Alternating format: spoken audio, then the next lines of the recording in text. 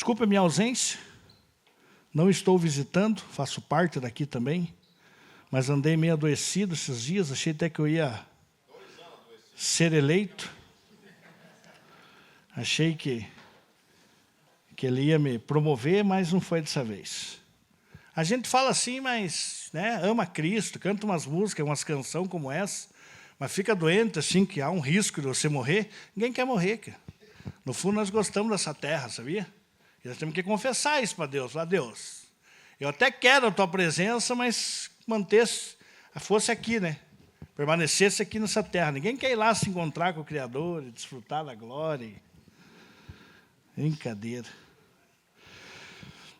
A mensagem que eu queria compartilhar com vocês hoje, dentro de algo que Deus tem ministrado no meu coração, até com base na obra que eu realizo lá na Cross, que é a Casa de Recuperação para Dependente Químico, para aqueles que não sabem um pouco da minha história aí. E eu sempre ministro essa palavra lá, porque é uma palavra muito pertinente para o contexto, mas que ela é uma verdade para os nossos dias, para as nossas vidas, e uma coisa que eu tenho entendido de tanta ministração que eu faço lá e tento trazer o entendimento para eles por intermédio da palavra, lá o processo é 9 meses. Aí uma das coisas que me fez sentido é que muitos vêm e questionam para mim, mas o que tem a ver o tempo? Por que eu tenho que ficar 9 meses aqui? Aí uma das falas que Deus tem colocado no meu coração, que tem dado paz para eles permanecer, é assim: quanto mais tempo você permanecer aqui, a probabilidade das Escrituras fazer morada no teu coração por intermédio da pregação que tem sido feito, por meu intermédio, por intermédio dos monitores, do Dieter, que vai lá também como voluntário ministrar a palavra. Então a probabilidade em 9 meses é muito maior de você entender aquilo que Deus tem para a tua vida e você sair do uso do crack, da maconha, da cocaína, enfim, sair da droga. E entender o propósito que Deus tem para a tua vida. E dentro dessa mensagem, uma das coisas que eu tenho entendido, e que eu gostaria de compartilhar com você, é que a nossa vida, ela é movida por aquilo que nós compreendemos como verdade para nós. Então eu não sei, fazendo reflexão aqui das letras que nós cantamos aqui agora há pouco, se você olha aqui na raiz da mensagem, da propagação do louvor que nós estamos aqui cantando, ela é muito profunda, algumas mensagens aqui. Elas são verdades que a minha pergunta que eu faço para mim, mas também queria estender para você, é o seguinte: o quanto você se apropria dessa verdade? O quanto aquilo que você canta realmente é uma verdade para você? Porque é isso que faz a diferença. Então nós estamos vivendo aí numa época que acredito eu que vai piorar muito das questões ainda políticas e governamentais aí no nosso meio, vai piorar mais. Você acha que não está? Infelizmente vai piorar. E aí isso tem assustado muita gente. Eu conversei essa semana com um rapaz da área de construção civil, que eles estão construindo um prédio ali entre o Cabral, na Holanda ali. E aí ele contando que já começou a afetar. Já não estão. O dono da construtora mandou parar porque eles não estão conseguindo comprar ferro. Porque o ferro vem tudo de exportação. Então já está aparecendo. A gente acha que não. Eu não sei, talvez o Luciano, que pode falar disso também como empresário. Mas está assustador, não está? E nós, às vezes, não se damos aquém do que pode ainda acontecer.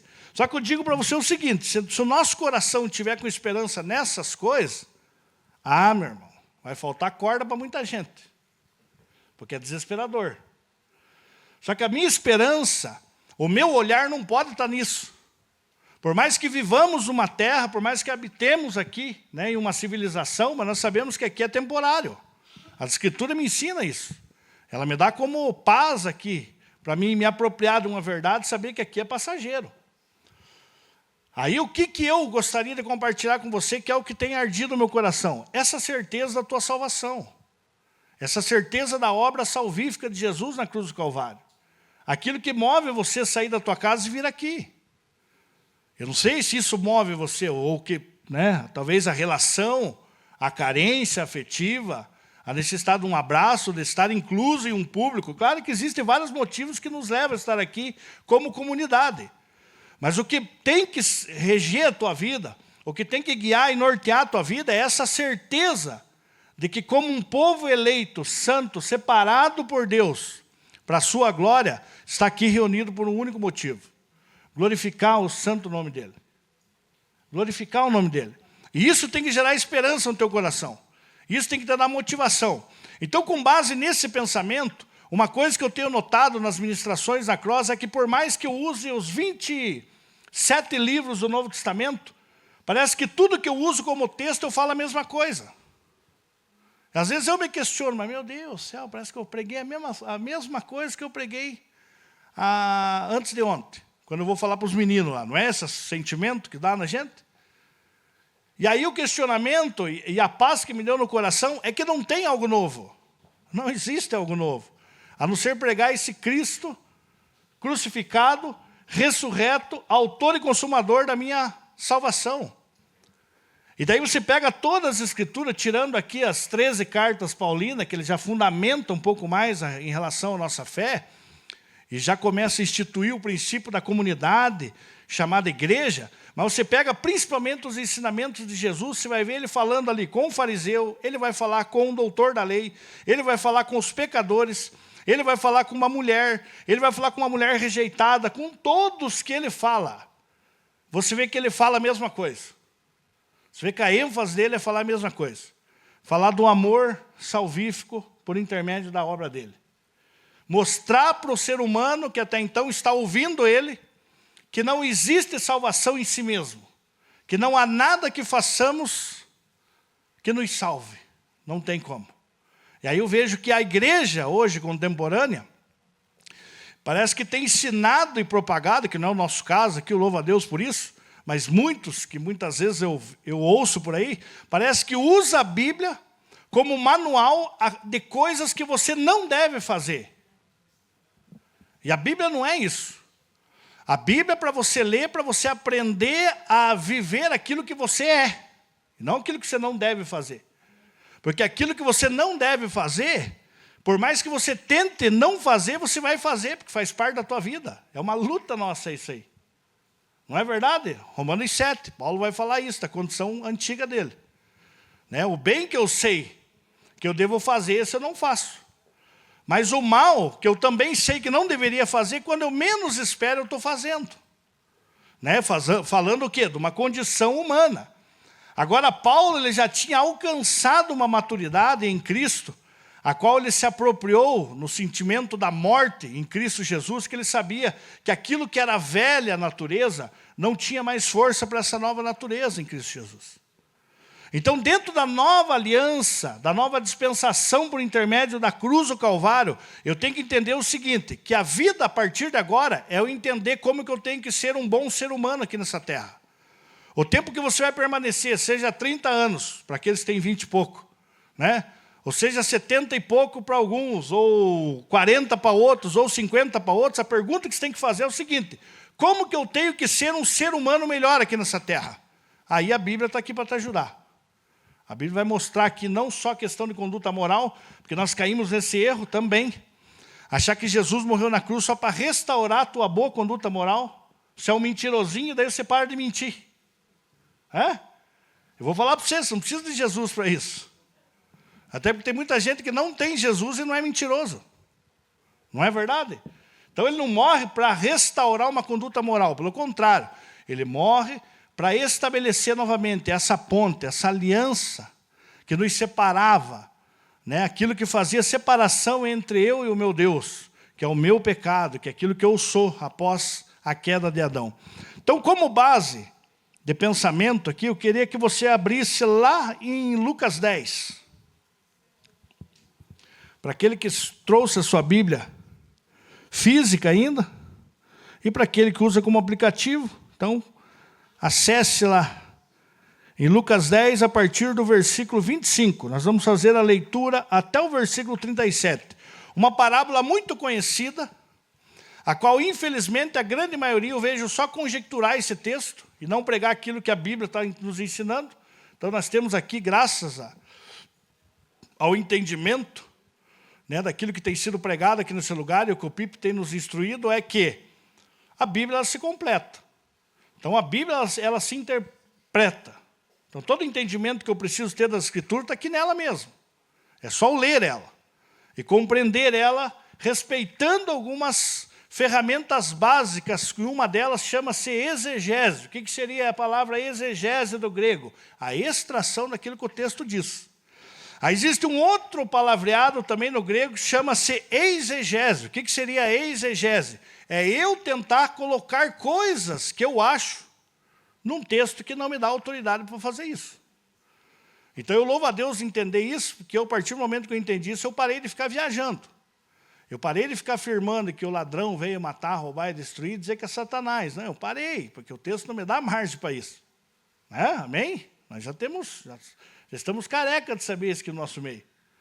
Então, com base nesse texto também, eu sei que eu já preguei coisas que o texto aqui não me dá margem para mim falar.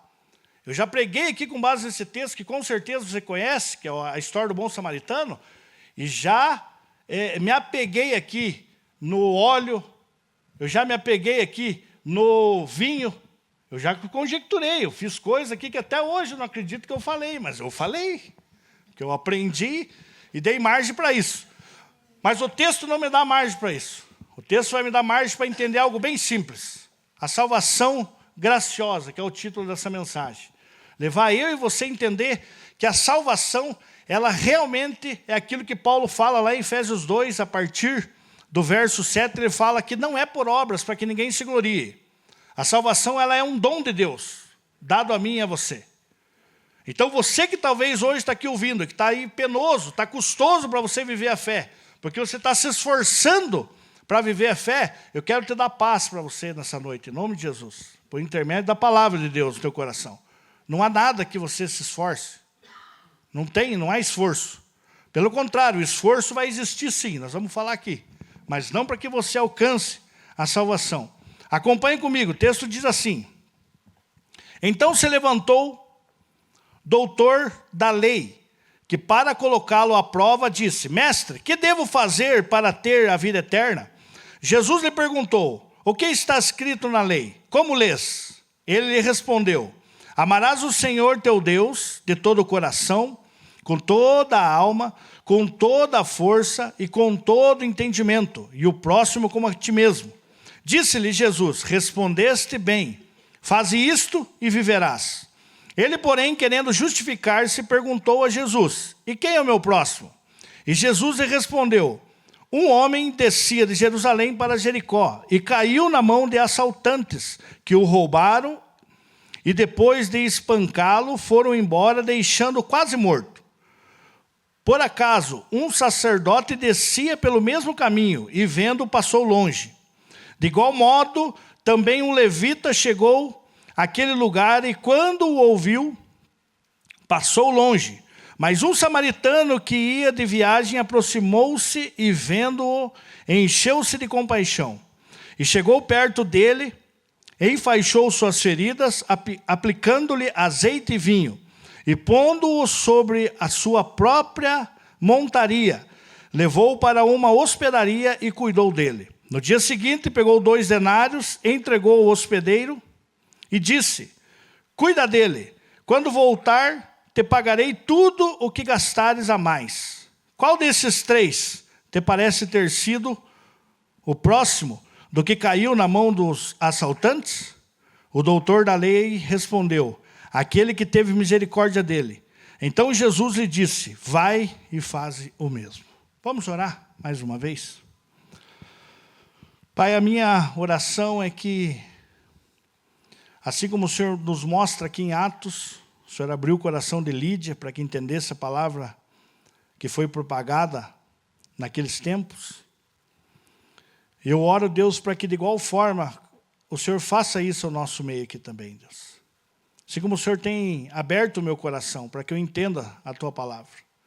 Não é mérito de intelecto meu, mas é de revelação do Teu Espírito a mim.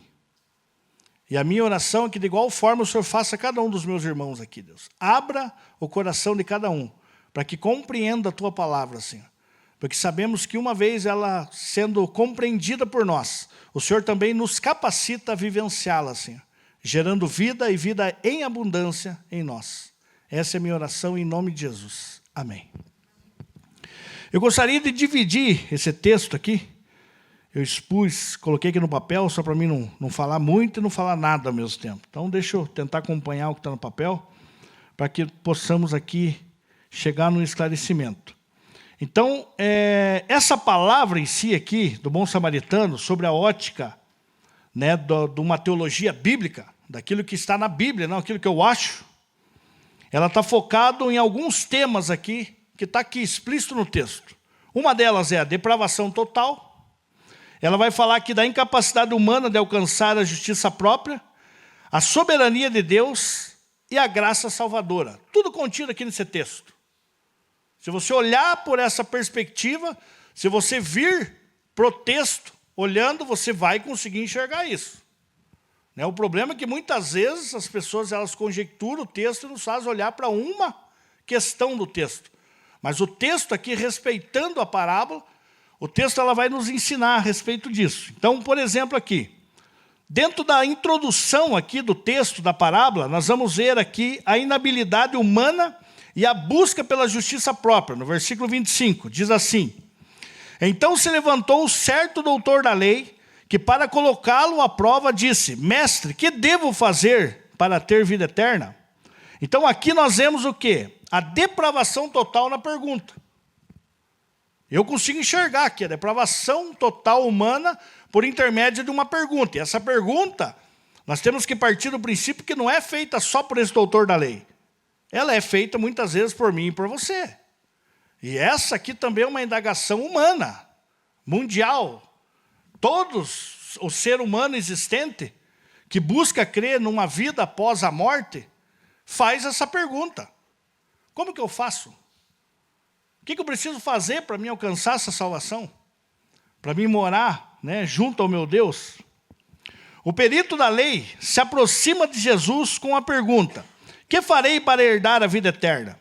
Sob a perspectiva bíblica, essa pergunta reflete a depravação total do homem. Mesmo buscando a vida eterna, ele faz por suas próprias obras, evidenciando a incapacidade inata de se submeter à vontade de Deus e reconhecer a necessidade de uma justiça externa. Ele busca fazer algo sublinhado à inclinação humana para a autossalvação. Então essa pergunta ela reflete o quê? O que eu preciso fazer? É como se o homem estivesse trazendo para si ainda a responsabilidade, por intermédio das suas obras, de ter que fazer algo para alcançar a salvação. E você pega as escrituras, você não vai achar. Você não vai achar. Você não vai achar nas cartas paulinas, você não vai encontrar aqui no livro de Tiago, a qual muitos ali também de forma errônea querem abordar ali que a obra sem fé ela é morte, não precisa ter uma obra, não. Ali para simplificar o entendimento é assim: você crê? Creio. Então mostre o que você crê. Então precisa ter uma evidência da crença. A regeneração, existem evidências do novo ser que foi regenerado. Eu bebia, não bebo mais. Eu me embriagava, não me embriago mais. Eu tinha vícios, eu não tenho mais. Eu fazia tal coisa, eu não tenho mais. Por quê? Porque a nova criatura que foi regenerada não condiz mais. Não condiz mais com isso. Então é necessário sim a obra, mas não a obra para que se alcance a salvação. Então essa pergunta, que aqui eu vejo como um teste do orgulho humano, né? Porque ele não faz uma pergunta para querer aprender. O texto diz isso? Não diz. O texto diz que ele queria colocar Jesus à prova. E aqui nós vemos aqui um orgulho e uma presunção. No quê? Eu sei tanto a ponto que eu quero ver o quanto você sabe também. Não é assim? Já conversou com aquelas pessoas que você vê que o cara sabe, mas ele vem te perguntar? Não, você vê, porque daí depois você começa a falar, ele já te corta e começa a falar aquilo que ele já sabia. Eu tenho vários que fazem isso comigo. Daí a minha defesa é: pô, mas daí, por que você perguntou? Perguntou por quê? Você já sabia, cara. Então, na verdade, você queria me ensinar, você não queria aprender comigo, você quer me ensinar. Né? Então, nós vemos aqui essa presunção do orgulho humano. E nós, muitas das vezes, somos assim. Quando nós nos achegamos diante de Deus, o que você tem que se questionar é se realmente você quer aprender ou você quer tentar convencer a Deus com os teus argumentos. Sabe aonde nós fazemos muito isso? Na prática, através das nossas orações. Quando você chega para Deus, você chega para quê? Só para informar Ele de coisas que você vai fazer e quer só que Ele assine debaixo do cheque para validar né, a tua compra ou a tua decisão, ou você está se achegando a Ele para perguntar qual realmente é a vontade dEle. Existe um texto de Provérbios que nós erramos também na leitura. Fala lá que muitos são os planos do coração do homem, mas que a palavra final, ou seja, a palavra que vem de Deus é a que prevalece. O que nós fazemos? Nós pegamos a mesa, colocamos na mesa aqui vários planos nossos, achamos que Deus está do outro lado, daí Deus vai vir lá e você pergunta para Deus, Deus, qual aqui que é a tua vontade? Esperando que Deus venha, coloca o dedo em cima, ó, essa aqui eu acho melhor para você, essa aqui você vai se estrepar um pouco menos. Todos eles aqui eu tenho para te falar algo. Você vai continuar na mesma. Mas esse aqui, ó, é um pouco menorzinho. A gente lê esse texto dessa forma, o texto não é isso. O texto está falando que por mais que você coloque várias coisas na mesa, que quando você chega diante dele e fala, agora qual que é a tua, você tem que estar predisposto a ele chegar assim, tipo, meter o pé mesmo em tudo, passar o braço dele ali em tudo, jogar tudo aquilo ali fora e falar, deixa eu te mostrar qual que é a boa para você. E tirar dele aqui, ó, a vontade dele, falar, é essa aqui, ó. Você quer viver isso aqui? Eu vou te dar uma condição para você viver isso aqui. Então aprenda em nome de Jesus, que eu sei que é uma luta para nós. Isso aqui é uma pregação para mim, eu estou pregando para mim de novo, que isso aqui é uma verdade para mim. Mas muitas vezes nós chegamos só para argumentar, ou só para falar e se queixar de coisas que você sabia que nem deveria fazer, mas você fez. Daí você chega ali como se Deus já não tivesse visto o teu vacilo, você chega, ô Pai, me perdoe de novo. Me perdoe de novo, eu vacilei. E eu vou ser sincero com você. Se o Espírito Santo habita em você, antes de você vacilar, você já tem um sinalizador dentro de você. Está apontando para você que você vai vacilar. Só que a inclinação nossa, humana, a depravação nossa é, eu vou, depois eu me acerto com Deus. Então não, nós temos que mudar isso, em nome de Jesus. Nos apropriarmos daquilo que é verdadeiro, aquilo que é real para a minha vida e para a tua vida. Então, a intenção de tentar Jesus revela o orgulho e a presunção do perito, ou seja, do doutor da lei. Ele acredita possuir o conhecimento e a capacidade de se justificar, um traço comum da natureza caída. A lei como espelho. Dentro desse primeiro ponto aqui da introdução, nós vemos aqui também a lei como espelho. Versículo 26 ao 28 diz assim. E Jesus lhe perguntou, o que está escrito na lei? Como lês? Ele lhe respondeu, amarás o Senhor teu Deus de todo o coração, com toda a alma, com todas as forças e com todo o entendimento, e ao próximo como a ti mesmo. Disse-lhe Jesus, respondeste bem, parabéns, você acertou. Cara, como você é formidável. Você acertou. Não sei nem porque eu te perguntei. Sabendo que você já sabia. É um doutor da lei. Né? Para que você entenda, o doutor da lei que era um teólogo do Velho Testamento. Era alguém perito. O cara, ele conhecia. Ele sabia já. Como alcançar a vida eterna por intermédio da lei. Porque ele conhecia aqui tanto Deuteronômio 6, versículo 5, quanto Levítico 19, 18. Porque o texto falava isso. E aí, de repente, ele acerta. Né? A campainha espiritual, os anjos, todo mundo aperta a campainha, cai os confetes. Pô, cara, você acertou, rapaz. Você tem que se responder errado, mas você acertou. Mas tem uma notícia para te dar. Agora vai e viva. Agora vai e viva. Então, nós vemos aqui que a lei, dentro dessa fala de Jesus, né, dentro dessa ideia, Jesus ele só traz a lei, aquilo que era ferramenta de trabalho desse perito, que ele era o intérprete da lei. Então Jesus só expõe ele perante a lei para que a lei servisse como espelho para ele. Para mostrar que a lei, como o Paulo vai trabalhar lá em Romanos 7, no versículo 1 mesmo, vai falar que a lei ela não serve para justificar, e sim para evidenciar o pecado. Então Jesus mostra a lei, chama ali a existência da lei, para que ele mesmo se deparasse com uma realidade que ele não estava cumprindo. Porque ele não estava vivendo de acordo com a lei. Daí o texto vai nos ensinar o seguinte. Então a lei, ela serve ali no momento como uma acusadora. Jesus direciona o perito à própria lei, que é santa, justa e boa. Romanos 7, versículo 12, vai falar isso. Contudo, sob a perspectiva bíblica, a lei não é dada para a salvação, mas para revelar o pecado e a incapacidade humana de cumprir seus preceitos perfeitos. Ninguém pode amar a Deus e ao próximo com a perfeição exigida. Não podia. Então nós pegamos várias coisas, por exemplo, do Novo Testamento. Né? Eu, particularmente, lá para os meninos, eu sempre aconselho ler as cartas paulinas, principalmente Romanos. Aí eles terminam Romanos, chegam para mim tudo alegre. Li Romanos. Qual livro que eu tenho que ler agora de novo? Romanos. Mas eu já li, mas leia Romanos de novo. Mas quantas vezes? Leia. Até Jesus te levar, leia Romanos. Aí, de repente, beleza, quer mudar. Falei, então agora leia Efésios, leia Colossenses, porque nós sabemos ali que Paulo é muito usado por Deus para tentar trazer para mim e para você essa clareza da obra salvífica em Cristo Jesus, por intermédio da graça, não por obra nossa. E aí, quando eu chego para eles e começo a falar a respeito disso, falar que eles têm que estar lendo e têm que estar conhecendo a respeito disso aqui, então, todo esse entendimento, ele tem que levar tanto eu e você a uma única certeza, que você não é capaz de se salvar, que não há essa capacidade em você. Por mais que você tente várias coisas, não há essa capacidade.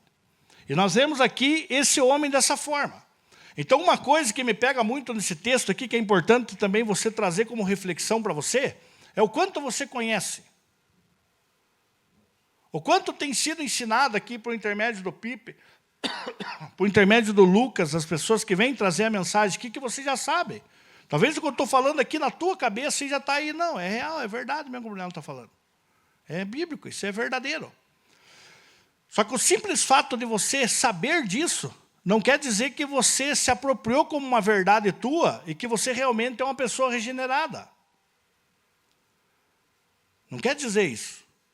Por que eu te falo isso? Porque você não só tem que conhecer, mas você tem que ter a revelação dada pelo Espírito, uma condição de você viver isso de forma diária.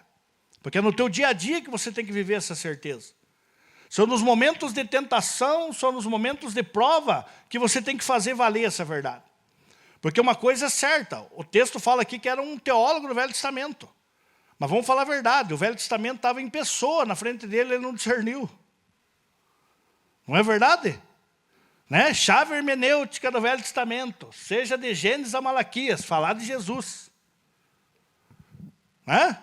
Louva a Deus, o Lucas vem aqui e começa a falar do Velho Testamento, que o Lucas gosta do Velho Testamento, gosta hebraico e tudo, né, Lucas? Mas você vê que a mensagem dele não termina ali, vou pregar sobre Abraão, falar tamanha fé de Abraão. Isso não edifica a tua vida, é uma história ali, um homem de fé. Mas onde que está Cristo na história de Abraão? Vamos dar um exemplo bem básico. Abraão vai sacrificar seu filho, Isaque. Lembra desse trecho? Onde está Jesus lá nesse texto? Falem lá para mim. Perguntinha agora. Onde é que está, Lucas? No cordeiro. Glória a Deus. Né? Ah, não, mas está no filho. Está no piazinho. Está na obediência de Abraão, que teve fé, que ergueu a mão para matar o filho. Não, essas histórias são todas bonitas. Mas se eu não conseguir ver a propiciação do sacrifício, que Deus que dá o sacrifício não é por intermédio nosso, não é eu que ofereço o sacrifício, é Deus que me dá o sacrifício para que eu mesmo sacrifique. Consegue entender isso? É dele. Então ele propiciou o cordeiro. E esse cordeiro está apontando para quem? Para Jesus. O finado MacArthur, preguei essa semana, falei num livro dele, cheguei em casa, olhei no Instagram, o velhinho morreu, rapaz, no mesmo dia. Soube dessa ou não? Que tristeza. John MacArthur tem um livro chamado Vida Perfeita. Se você puder comprar, compre. Na Amazon deve estar ali uns... Estava agora na Prime Day e estava R$23. O livro tem 500 e poucas páginas. Conhecendo Jesus de Gênesis a Apocalipse. Ele pega todos os textos e mostra para você Jesus ali. Isso é uma benção. Você pega a história do caminho de Emaús. Os 2 discípulos andam do lado de Jesus e não conseguem discernir Jesus. Me leva mais uma vez a falar para você isso. É possível sim. Você está inserido em um grupo onde fala de Jesus, canta sobre Jesus, abraça sobre Jesus, come sobre Jesus, faz tudo sobre Jesus. E mesmo assim você sair daqui sem conhecer Ele, sem ter intimidade com Ele, sem ter uma relação com Ele. Aí o texto ali fala que Jesus, vendo eles como nécios, como desprovidos de conhecimento, Jesus faz o quê? Põe a mão na cabeça deles e diz: recebe meu nome agora um esclarecimento. Em nome de Jesus, saia deles, demônio da cegueira. É o que Jesus faz, não? O texto diz que percorrendo desde a lei, desde Moisés, da Torá, dos 5 primeiros livros, percorrendo por todos os profetas, ele anunciou qual mensagem? A respeito dele mesmo. Falar dele mesmo. Então ele percorreu todo o Velho Testamento para falar dele mesmo. Tanto que no final do texto, os dois ali falam: pô, você viu como nosso coração vibrava quando ele começou a falar a respeito da palavra? Porque esse é o poder da palavra. Então a palavra falada ao teu coração, ela precisa sim mover o Espírito dentro de você para uma verdade, para uma conduta de vida que demonstre Cristo nessa geração, nessa terra que nós estamos vivendo hoje. É isso que precisa, nós precisamos disso em nome de Jesus. Então o texto aqui me leva a entender que esse cara, por mais que ele tinha um conhecimento, ele não tinha uma revelação. E aí você pega todo o contexto do Lucas 10, você vai ver a missão dos 70, Jesus separando os 72 para a missão. Esses caras estão juntos ouvindo. Aí de repente ele vai falar aqui, quando Jesus começa a exultar em espírito, para falar do agir que o Espírito Santo teve por intermédio deles. E aí algo interessante que eles chegam se gavando para Jesus, que demônio saía em nome de Jesus, que enfermo estava sendo curado. Aí Jesus, no finalzinho do verso 20, no capítulo 20, diz assim: contudo, não vos alegrei, porque os espíritos se submetem a vós, mas porque vossos nomes estão escritos nos céus. Então o que Jesus está querendo ensinar? Que daí ele vem e fala aqui, né, no versículo 21 ao 24, aí ele já muda para a parábola, propondo a parábola para esse doutor da lei. Então esse doutor da lei está lendo e está ouvindo ali o seguinte: pô, sabe que eu tenho que fazer essas obras que esses caras fazem para me alcançar a vida eterna? O que eu preciso fazer para ter o meu nome também no livro da vida escrito? Aí é onde Jesus, nessa conversa, propõe essa parábola, e aí agora começa o desenrolo dessa parábola aqui. Veja só. A definição de próximo, que é a necessidade da graça aqui. Então, a tentativa da autojustificação, a pergunta: e quem é o meu próximo? Não é uma busca sincera por conhecimento, mas uma tentativa de minimizar as exigências da lei e justificar sua própria falha em amar. Ele quer delimitar sua responsabilidade, evidenciando a natureza egoísta e limitada do amor humano. Então, quando ele chega para Jesus e fala: tá, Jesus, o Senhor falou para mim viver. Agora, ele querendo se justificar, ele chega para Jesus e fala o seguinte: então, diga para mim o seguinte: quem é o meu próximo? Porque se Jesus chega para esse doutor da lei e fala que o próximo era um judeu, ele já ia estar com um pouco de paz no coração dele. Porque ele, com certeza, ele tinha, como um bom religioso da época, com certeza ele tinha algumas práticas ali, que era dar esmola ao necessitado, enfim, ajudar as pessoas que até então precisavam. Então, se Jesus fala isso, Jesus ia dar a chave para ele ali, né? E ele ia sair dali contente, sabendo que ele fez aquilo que Jesus tinha proposto para ele. Só que deixa eu te ajudar. Quantos ministérios, você já ouviu aí, por exemplo, Casa dos Idosos Bom Samaritano? Casa das Crianças Bom Samaritano. Casa Lar Bom Samaritano. Casa de Recuperação Bom Samaritano. Pode ver tudo, acrescenta o Bom Samaritano, tentando dar uma ênfase para aquilo que o texto não diz. Então esse texto ele não me dá margem para mim querer estipular aqui uma obra social. Porque Jesus não está falando de obra social aqui. Daquilo que precisa ser feito. Até porque, convenhamos, se Jesus estivesse falando realmente daquilo que precisa ser feito como obra social, aí a salvação realmente era por obras e por mérito. Então o texto aqui não me leva a pensar nisso. O texto me leva realmente a entender aquilo que Cristo quer me ensinar aqui, que não é por intermédio da tentativa humana, e sim pela obra dele, né? Ou seja, a incapacidade de cumprir a aliança de obras. Então o texto diz assim: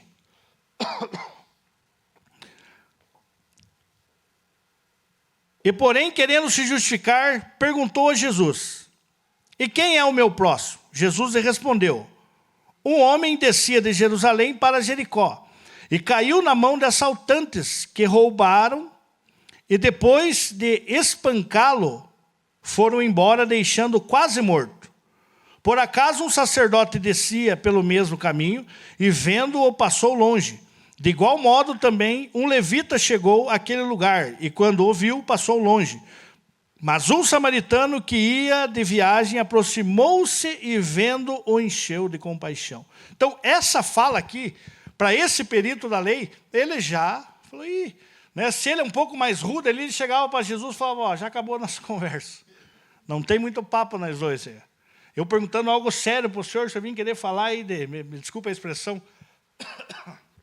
vem me falar desses lavageiros aí, rapaz. Pô, esse povo aí, o senhor não tinha nem que estar citando. Nem cita essas pessoas.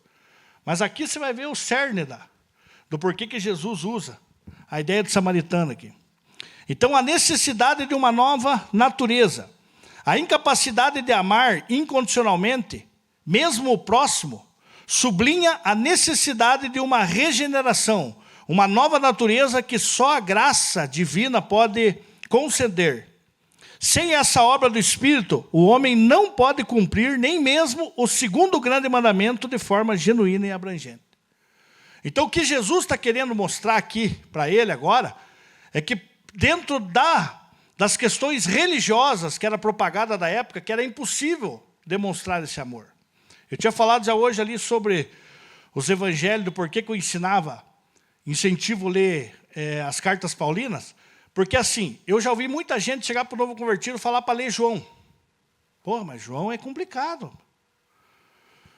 João já começa no capítulo 1, no versículo 1 ali, que ele era o verbo, e que se fez carne e habita entre nós. A pessoa lê novo convertido e já fica pirando ali. Ele viaja num texto desse, fala, pô, não entendi nada. E realmente não é fácil de entender. Você pega os evangelhos, não é fácil de entender. Por que não é fácil de entender? Imagina aqui cruz, Calvário, beleza? Então Jesus está aqui, ó.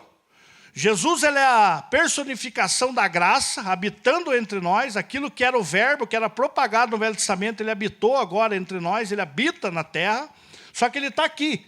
A nova dispensação, a nova aliança ainda não foi feito. Aí ele passa 3 anos e pouco falando aqui, andando com todos os discípulos aqui. Aí ele fala, ele prega, ele opera milagres, ele opera várias coisas, ele faz. Aí os discípulos não tinham dificuldade de reconhecer Deus agindo por intermédio de Jesus, mas eles ainda tinham a dificuldade de reconhecer Jesus como Deus. Eles tinham essa dificuldade. Eles não tinham dificuldade de falar, pô, Deus está usando esse homem é um homem enviado de Deus. Mas eles tinham uma luta de reconhecer ainda Jesus como Deus. Por quê? Porque eles estavam na carne, eles estavam na terra. Ainda não foram regenerados por completo. Atos 2, o Espírito não tinha descido sobre eles ainda. Aí o que acontece? Então tudo que Jesus fala aqui, ó, Jesus está sob a lei. Vou te dar um exemplo. Jesus chega no momento, cura um leproso. O que Jesus fala para ser leproso? Vá lá para o templo. Ofereça sacrifício. Cumpra toda a cerimônia para que você possa viver de novo, ressocializado. Para que você se ressocialize de novo. E boa. Aí eu e você olhamos um texto aqui, mas tem que fazer sacrifício ou não tem? Né? Ou alguns que lê sem a revelação e fundamenta a doutrina aí fora, fala que daí nós temos que fazer. Não, nós temos que fazer, porque o próprio Jesus está falando que era para fazer.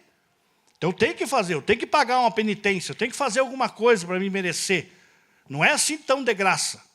Né? Minha mãe sempre fala para mim assim, mas você é grego. Fica falando desse jeito, você é grego. Mas por quê, mãe? Não é assim. Não é assim tão de graça. Você tem que se esforçar. Não está escrito na Bíblia? Se esforça que eu te ajudo? Daí eu fico procurando na Bíblia. Onde é que está amanhã? Se esforça que eu te ajudo. Faça tua parte, não é? Mas essa mensagem simplista e simplória da minha mãe muitas vezes está intrínseco dentro de você. E você acha isso, que você tem que, mas eu tenho que fazer. Não é assim tão de graça. Eu tenho que largar mão com algumas coisas, eu tenho que abandonar algumas coisas, porque senão ele não vai me aceitar no último dia. E a Bíblia não vai ensinar isso. A Bíblia não vai falar sobre isso. Então, antes, nesse tempo aqui, ele está pregando uma verdade. Nessa lacuna aqui, ele também tem um outro ensinamento dele. Mateus 5, quando ele vai falar lá sobre a bem-aventurança. Vai e viva a bem-aventurança para você ser salvo, para você ver quem vive a bem-aventurança. Ninguém. Aqueles caras ali, os discípulos, a hora que ouviram a bem-aventurança, falaram, não sei o que eu estou fazendo com esse homem aqui. Vou voltar a pescar, vamos arrumar um serviço. Não é fácil. Porque a bem-aventurança, ela é literalmente um resumo da lei, onde mostra a incapacidade do homem de viver aquilo ali. Agora vem o dilema. Jesus morre na cruz. Nova dispensação, nova aliança. O Espírito veio sobre mim e você. Agora tudo que foi ensinado lá, é dado a condição por intermédio do Espírito de você praticar isso. Aqui eu consigo viver a bem-aventurança. Aqui eu consigo perguntar para ele quem é o meu próximo. Aqui eu não consigo perguntar quem é meu próximo. Porque eu não vou amar meu próximo. Por que eu vou perguntar quem é meu próximo? Aqui nesse ambiente é só uma pergunta para justificar a minha falha. Agora aqui nesse ambiente já é a contemplação da graça revelada a mim, a gratidão revelada a mim e eu querer demonstrar aquilo que foi feito por mim. Então, de igual forma como foi agindo de misericórdia para comigo, eu também tenho que agir de misericórdia para com os meninos que vai lá estar comigo. Hoje foi embora mais um que já inteirou 6 vezes. Dentro do meu coração aqui, não vou acolher mais esse lavageiro. Não vou mais acolher. Não acolho mais. E aí algumas casas de recuperação já tem como regra, 3 vezes só, não acolhe mais. Claro que existem algumas questões financeiras por trás disso, mas já estipula e não acolhe mais. Chegou o cara na porta deles, até ligam para outra comunidade, encaminham para outra comunidade, mas eles não trazem mais, aqui, nesse ambiente aqui. Agora eu, nesse ambiente aqui, regenerado, alcançado a misericórdia, eu já não consigo te dizer se eu não vou acolher esse lavageiro mais. Ou para falar bem a verdade, eu só vou esperar ele voltar. Aqui. Porque eu não consigo limitar, dizer que eu não vou acolher ele mais. Porque a hora que eu fizer isso, eu estou achando no direito que eu que resolvo a vida dele, não é verdade? E se eu já uso toda a temática lá, espiritualizando a cross como um vale de ossos secos, né? Nós vemos lá no texto que quem restaura os ossos não é nem Ezequiel, é o próprio Deus. Né? Então, eu, dentro dessa missão minha, eu acho o seguinte, que a hora que eu estiver lá, limitado, para dizer que eu não vou acolher mais ninguém, eu já não acho que é Deus mais que restaura um dependente químico. Já sou eu. Daí lá eu já me acho incapaz de fazer alguma coisa a ponto de chegar para cada um e falar, não, que já passou 10 vezes e eu não dei jeito em você, cara. Agora aqui não. Aqui ele pode passar 485 vezes, que eu preciso crer no meu coração que na 20ª acolhimento, o Espírito Santo vai clarear a mente dele. Vai libertar a vida dele. Eu preciso crer nisso. E isso me dá motivação para continuar fazendo o que eu faço. Amém? Até aqui? Pouco confuso? Não muito, né? Aí, para finalizarmos, a parábola Jesus propõe, a parábola daí, aí a soberania da graça e a natureza do amor genuíno, do versículo 30 ao 35. A queda e suas consequências, o homem assaltado, espancado e deixado semi-morto, simboliza a condição da humanidade caída, despojada, ferida e incapaz de se ajudar. Ela está à beira da morte espiritual, necessitando de um resgate externo. O texto diz aqui, o texto me deixa bem claro. Em algumas versões diz que ele está até sem roupa. Roubaram até as roupas dele. Está lá caído, morto. Né? E eu vou lá para Efésios 2, versículo 1. O texto também, Paulo fala que outrora nós estávamos mortos em nossos pecados e delitos. Né? E aquilo que eu sempre conto aqui, sempre testemunho. Então, quando para mim, eu penso no morto, para mim é fácil. Porque eu, como um ex-agente funerário, que fui, eu nunca vi nenhum morto, né, falar para mim, não, chega de algodão no meu nariz. Hã? Ou você colou minha boca errada. Hã? Ou você colou minha boca torta. Não tem, você não vê isso aí. Ou alguém chegando, por exemplo, perto de casa, fala, a hora que estiver chegando perto de casa, me avise, porque daí eu te ajudo. Desço o caixão, levo o caixão até lá, e não tem. Você não vê. O morto, ele é morto. Ele é desprovido de qualquer coisa, sentimento, escolha, decisão, tudo. Nós temos que entender isso aí, porque é revelação, porque Paulo vai trabalhar na carta aos Romanos só essa ideia. Eu estou morto em Cristo. Se eu estou morto em Cristo, o pecado já não habita mais em mim, já a lei não tem força mais em mim.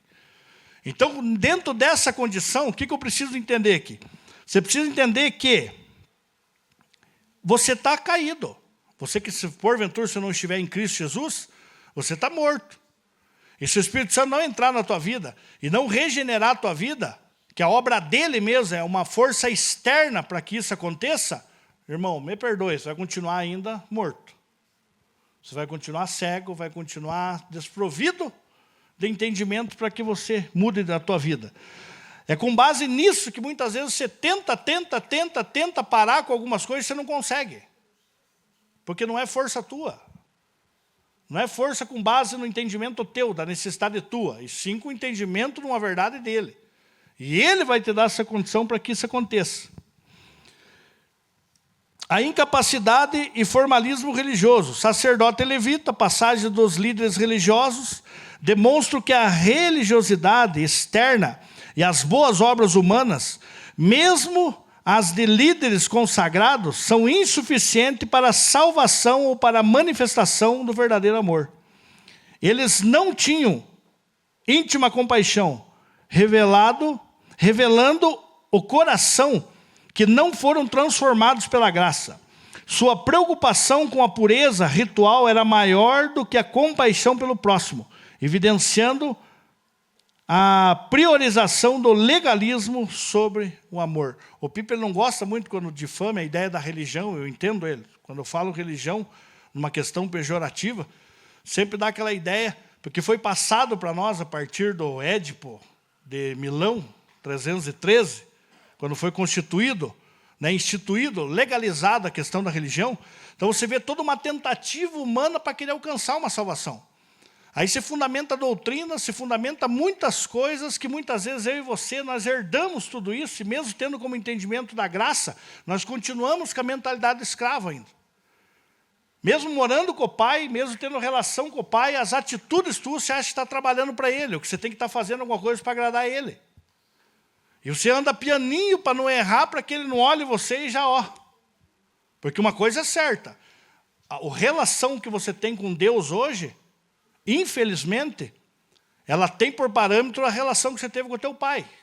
Fala, Bruno, mas agora você apelou. Eu nem pai tive. Meu pai me abandonou quando era criança. O meu pai era ausente, sim. Infelizmente é isso. A função nossa aqui paterna hoje é você ter uma demonstração, ou seja, você ser o reflexo dos caráteres e atributos da face de Deus aqui na terra para o teu filho hoje. Por isso que é importante nós conhecermos, buscarmos, conhecer, ter intimidade para poder hoje ensinar a criança no caminho qual ela deve andar. Para que quando ela crescer ela não se desvie. Mas a gente sabe que, infelizmente, nós não temos isso. Creio eu que assim como eu, você também cresceu. Eu tive um pai presente em questões financeiras, mas tive um pai ausente dentro do princípio daquilo que Deus tinha para a minha vida. Eu fui conhecer Jesus e conhecer Deus por intermédio da minha mãe, me fundamentando em cima de uma teologia católica da época, até os 20 anos. Então, muito do que eu cria, quando chegava na missa que eu via ele pregado, eu me questionava, mas será que é verdade mesmo? Será que é real tudo isso? Será que existiu mesmo esse homem? Será que não é papo do padre para que a minha mãe creia e eu creia? Eu sempre tive esse questionamento, mas quando você começa a se aprofundar, quando ele te separa para uma obra, a ponto que você começa a ter relação com ele, eu particularmente não tenho sombra de dúvida da existência de Cristo. Jamais. Devido a esta relação que nós temos hoje. Era bom comprar para nós colocar lá um reloginho. Cadê? Quanto tempo tem? Eu vou falando, sabe que eu gosto de falar, e faz hora que eu já não falo. Cara, posso falar? Mas é bom nós termos lá, Luca. Vamos providenciar para nós colocar lá. Então, Então, essa incapacidade religiosa, quando você pega assim essa ideia da religião, que vem do latim, da ideia de religar, né? Eu quero trabalhar de forma pejorativa, mostrando o lado ruim, quando você tem por filha, porque a religião ela tem por filha a meritocracia. Então, quando você identifica uma religião, ela é algo ruim. Quando ela te leva a você achar que você precisa fazer algo. Que cabe a você fazer algo para receber algo. Porém, a graça tem por filho o quê? Favor imerecido. Não tem nada que vocês façam. Pelo contrário, se existe uma obra na graça que nos redime, que nos dá condição para estar em Deus hoje, é a única obra feita na cruz do Calvário. A obra de Cristo, de algo perfeito, não a minha e a tua. Amém? Temos que louvar a Deus por isso. Então, a graça inesperada e soberana. O samaritano, a escolha de um samaritano desprezado pelos judeus, enfatiza a soberania da graça de Deus que não se limita à raça, status social ou religião. Ele age por intimidade e compaixão. No grego aqui, essa intimidade é algo profundo. É algo de dentro para fora, não é uma empatia, como muitos trabalham hoje, tentando ressignificar a importância hoje no meio psicológico, no meio coach e tudo. Que nós temos que ser pessoas empáticas. Empática é algo externo, você tem que estar se esforçando para você ser empático. E muitas vezes quando convém a você demonstrar para alguém isso ou aquilo. Agora, a compaixão que Jesus tinha, que é o sentido, é de dentro para fora. É um sentimento que não só ele sentia, mas ele se movia em prol daquilo que era o sentimento dele. A empatia, eu já vi vários fazer isso, já fiz também. Você tem até dó, mas você não se mexe. Você continua, que dó do cara, e passa batido. Tua dó só teve dó. Que dó que eu tive da pessoa.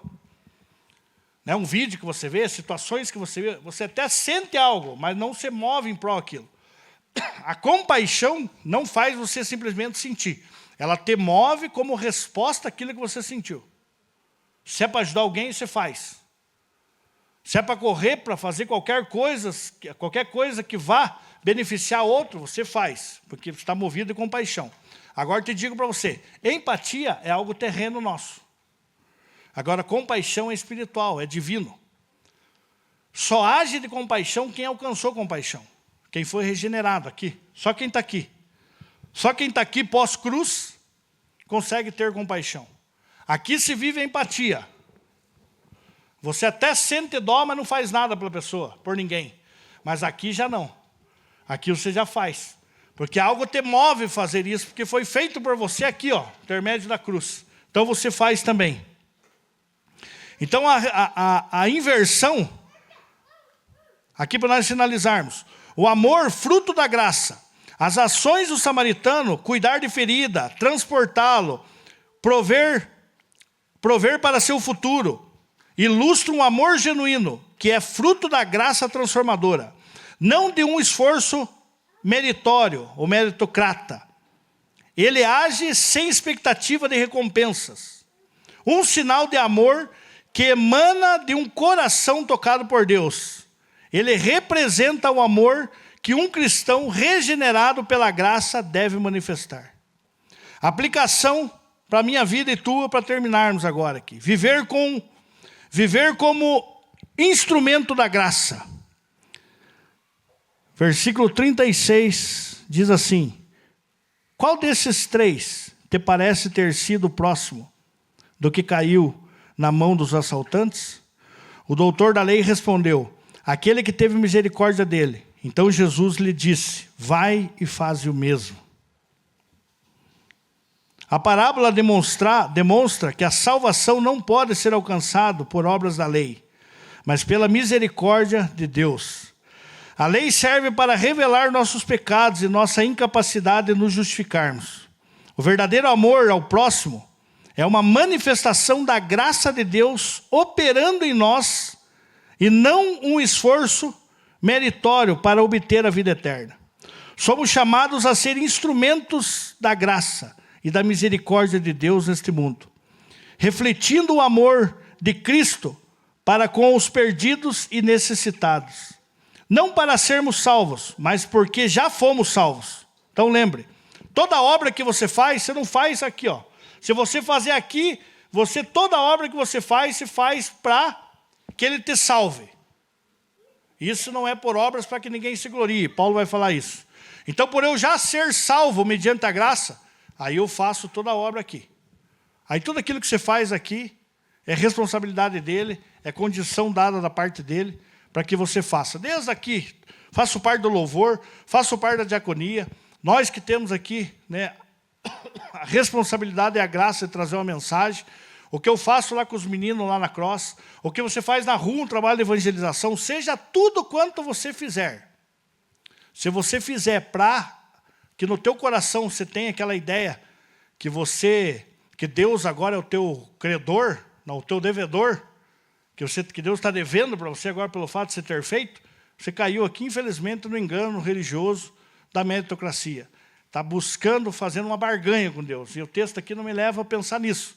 Pelo contrário, o texto me leva a entender que, quando Jesus, ele inverte, se você parar para ver, ele ressignifica aqui a pergunta. Porque a pergunta no início do texto é: quem é o meu próximo? E no final do texto, Jesus pergunta quem é o próximo daquele que recebeu ajuda, e não daquele a qual tem que ajudar. Aqui é um pouco confuso, mas não sei se você consegue pegar essa parte do texto aqui. Então, pô, Deus, quem que é o meu próximo? Meu próximo é o Niltinho? Não. Então, pelo contrário, Jesus no final ele inverte. O Niltinho recebe ajuda, ele alcança a graça, aí Jesus olha para mim e fala assim: Brunello, agora diga para mim, quem é o próximo do Niltinho? Quem que foi o próximo do Niltinho? Aí o texto aqui mostra, contigo que esse doutor da lei era tão religioso, que ele não consegue nem dizer o nome samaritano. Fala, o samaritano, era só ele ter falado isso. Mas ele não fala, ele fala, pô, o que ajuda é misericórdia com ele aí. Aí Jesus fala, então vai e faça o mesmo. Então Jesus está querendo mostrar aqui para ele, e para mim e para você, que a obra salvífica só é possível por intermédio de Cristo. E a obra que nós temos que fazer aqui, que é ajudar o nosso próximo, só é possível também depois que você também se torne como esse, você tenha consciência que o teu estado também é igualzinho a esse cara que foi salteado, foi roubado e que não tem condição aqui. O samaritano aqui é a própria exemplo do próprio Jesus. Jesus está se colocando no lugar do samaritano. Então, da mesma forma que esse doutor da lei, ele menosprezou a parábola na ideia de ser o samaritano, de igual forma eles faziam isso a respeito de Jesus. Nós sabemos que ele veio para os seus, mas os seus o rejeitou. Então, eu queria deixar para você essa mensagem hoje, em nome de Jesus, que você tivesse no teu coração, que não há esforço que você faça. Pelo contrário, se existe um esforço que eu e você nós precisamos fazer, ainda é dado por ele ainda isso. Se esmere na Escritura. Leia. Me perdoe falar. Eu falo para os piais, mas me perdoe falar.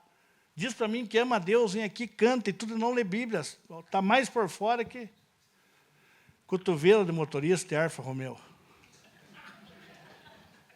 Tem que ler Bíblia, gente. Se não lê Bíblia, você não tem relação, você não tem comunicação. Você não tem intimidade com o teu Criador. O que eu preciso fazer? Está aqui, ó.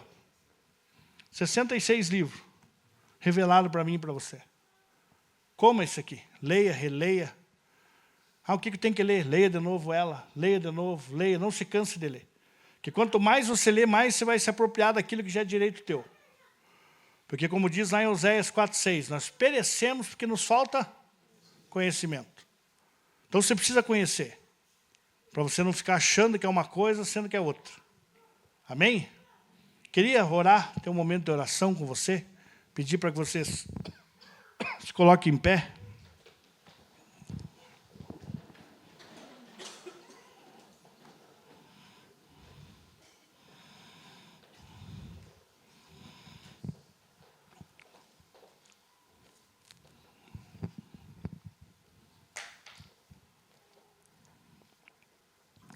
Pai, eu quero te agradecer por essa noite aqui, Senhor, por esse momento. Obrigado porque nós, como igreja, podemos estudar a Tua Palavra, aprender da Tua Palavra, fortificar a nossa fé por intermédio da Tua Palavra, conhecer o Senhor por intermédio da Tua Palavra. Obrigado porque a Tua Palavra, ela tem poder para nos lavar. Lá em João 15, versículo 3, o Senhor fala aos teus discípulos que eles já estavam limpos pela palavra que o Senhor dizia a eles lá naquela época. Então eu creio que esse momento aqui também a tua palavra tem poder para nos lavar, Senhor. Tirar todo o legalismo, toda a religiosidade, toda a mentira de Satanás, todo o sofisma, todo o engano, e nos trazendo a alcançar em nós, Pai, por intermédio do teu Espírito, a convicção que nós somos teus filhos. Tua palavra nos ensina isso. Que o teu Espírito testifica ao meu Espírito que eu sou teu filho. E eu oro, Deus, para que os meus irmãos também alcancem isso, Senhor. Essa certeza da salvação. Pela obra que o Senhor fez na cruz do Calvário. E aquilo que é responsabilidade nossa de mortificarmos a nossa carne.